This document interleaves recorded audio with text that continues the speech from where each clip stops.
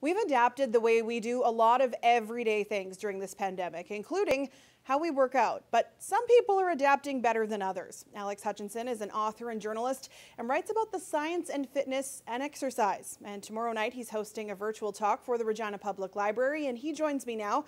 Thanks for being here, Alex. Thanks for having me, Sam. So tell me, how have people adapted their fitness routines during the pandemic? Yeah, I mean, it's been similar to the general pattern in life. We're doing a lot more things at home and we're doing it alone. And in some cases, that can be an advantage for exercise, but it also carries some costs. So how does isolation and stress impact your workout?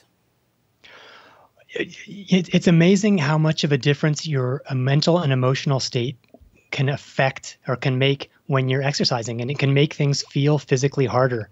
If you're stressed, if you're mentally fatigued, it makes your workout feel harder, even if you're doing exactly the same workout that you'd be normally doing. And I think that's a very common finding. And similarly, if you're doing it alone, you don't have your friends distracting you, that can have a similar effect where it feels physically harder, even if it's the same routine you've been doing for years. Now that the world is tentatively reopening, what will new normal look like?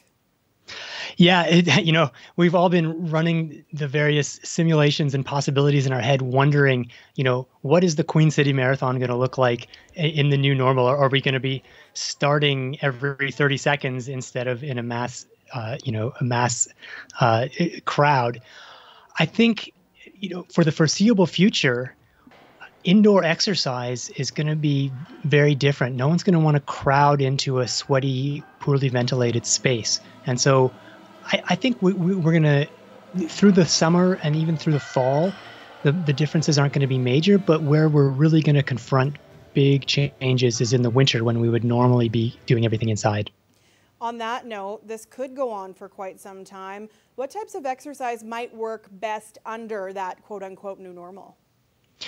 Well, look, I'll state my biases up front. I'm a runner, and I think running is wonderfully suited to allowing us to get exercise and running and cycling and walking and all sorts of other outdoor activities, because it's possible to socially distance. It's possible to meet with friends at a distance where you can converse and still get a good workout in.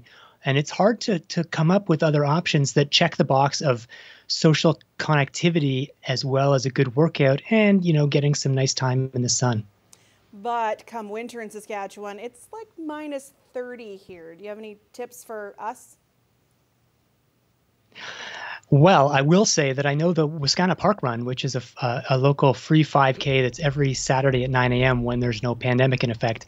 It runs all winter. I know they had some attendance records set last winter in like February. So, I don't want to minimize how cold it is, but appropriate equipment, appropriate clothing can allow you to get a lot of, to spend a lot of time working out outside. And you'll find that a lot of runners are outside year round. Now, that being said, I think we're going to have to also look at ways of working out at home that will work for people, that maybe through virtual connections allow you to feel like you're connected to other people, that you're with other people.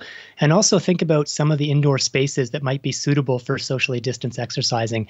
I'm thinking of arenas and large halls, because small, cramped places may be problematic for a long time. Alex, thanks so much for your time. Thank you, Sam.